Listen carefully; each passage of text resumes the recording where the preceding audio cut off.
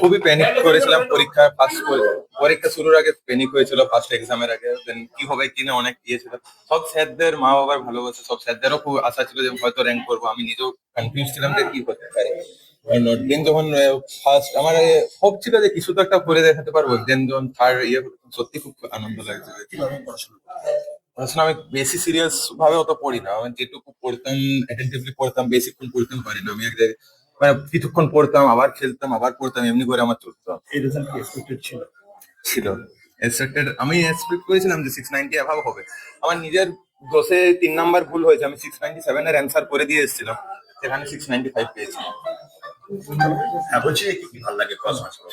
Cricket, পুরো cricket খেলতে। ক্রিকেটে বোধহয় কাকে ভালো লাগে? M S Dhoni.